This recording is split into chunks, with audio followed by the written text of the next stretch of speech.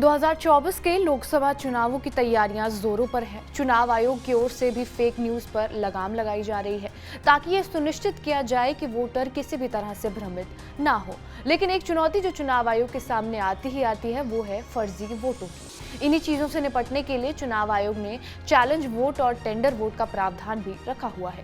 अब क्या है ये चैलेंज वोट और टेंडर वोट और आप इसे वोटर के तौर पर कैसे इस्तेमाल कर सकते हैं, ये सब बताएंगे हम आपको इस वीडियो में। नमस्कार, मेरा नाम है रिया शर्मा और आप देख रहे हैं TV9 डिजिटल। सबसे पहले आपको बताते हैं कि चैलेंज वोट क्या होता है। जब भी वोटिंग होती है तो मतदान केंद्र पर चैलेंज वोट का भी प्रावधान होता है। ये चैलेंज वोट करने के लिए नहीं बल्कि किसी को वोट देने से रोकने के लिए किया जाता है। दरअसल होता यूं है कि वोटिंग के समय पोलिंग स्टेशन में मतदान केंद्र में पीठासीन अधिकारी, जिन्हें प्रिसाइडिंग ऑफिसर्स कहा जाता है, जिनके ऊपर पोलिंग स्टेशन की जिम्मेदारी होती है, इन्हीं अधिकारियों के साथ चुनावी एजेंट्स भी पोलिंग स्टेशन में बैठते हैं। ये एजेंट्स वोटर को पहचानने का काम करते हैं और इन्हें पार्टियां या उम्मीदवार अपनी ओर से मतदान केंद्र में बिठाती हैं और यही चुनावी एजेंट इस चैलेंज वोट का इस्तेमाल भी करते हैं।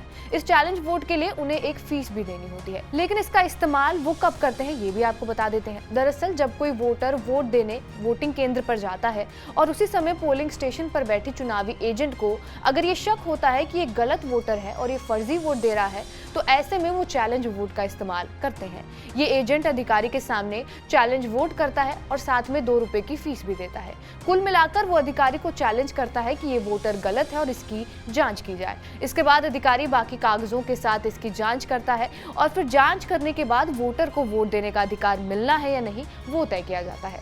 अगर चुनावी एजेंट सही होता है तो वोटर को वहीं रोक दिया जाता है और यानी कि अगर वोटर फर्जी है तो उसे तुरंत पुलिस को सौंप दिया जाता है। ये तो था चैलेंज वोट। अब टेंडर वोट की बात कर लेते हैं। दरअसल जो लोग ये शिकायत करते हैं कि उनका वोट पहले से ही डल चुका है, उन लोगों के लिए चुनाव आयोग की ओर से टेंडर वोट का प्रावधान किया गया है। जैसे मान लीजिए आप वोट देने किसी मतदान केंद्र पर जाते हैं और आपको पता चलता है कि आपका वोट पहले से ही कोई और डाल चुका है। ऐसे में आप इसकी शिकायत प्रिसाइडिंग ऑफिसर यानी पीठासीन अधिकारी से कर सकते हैं और अपनी पहचान की वेरिफिकेशन भी करवा सकते हैं और ये बता सकते हैं कि आप असली वोटर हैं और किसी ने आपके नाम से गलत वोट दे दिया है। इसके बाद आप पोलिंग स्टेशन में मौजूद अधिकारी से टेंडर वोट की मांग कर सकते हैं। टेंडर वोट इसी स्थिति में ही जारी किया जाता है, लेकिन इससे आप ईवीएम से तो वोट नहीं दे पाएंगे और आपको बैलेट के जरिए अपना वोट देना पड़ेगा।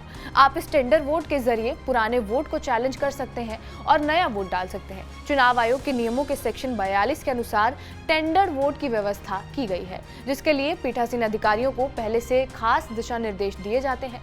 साथ ही उनकी वोटिंग के वक्त मिलने वाले किट में भी उन्हें टेंडर वोट दिए जाते हैं और चुनाव अधिकारियों को वोटिंग खत्म होने के बाद भी इसका ब्यौरा आयोग को देना होता है। इसके बाद आपको प्रॉक्सी वोट के बारे में भी बता देते हैं कि प्रॉक्सी वोट क्या होता है।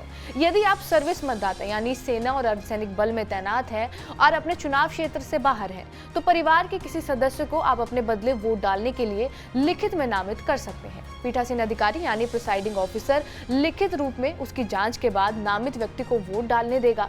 ऐसे मतदाता की 2 उंगलियों में अमिट स्याही लगाई जाती है। प्रॉक्सी वोट के लिए मध्य उंगली में, जबकि उसके खुद के वोट के लिए तर्जनी उंगली में अमिट स्याही लगाई जाती है। हालांकि सर्विस मतदाता को पोस्टल बैलेट का भी अधिकार होता है और वो उसके जरिए भी वोट दे सकते हैं। ये बताया हमने आपको टेंडर वोट, चैलेंज वोट और प्रॉक्सी वोट बारे में। आपका इस वीडियो पर क्या कुछ कहना है हमें कमेंट बॉक्स में जरूर बताएं। बाकी देश और दुनिया की तमाम बड़ी खबरों के लिए बने रहे हमारे साथ TV9 डिजिटल पर।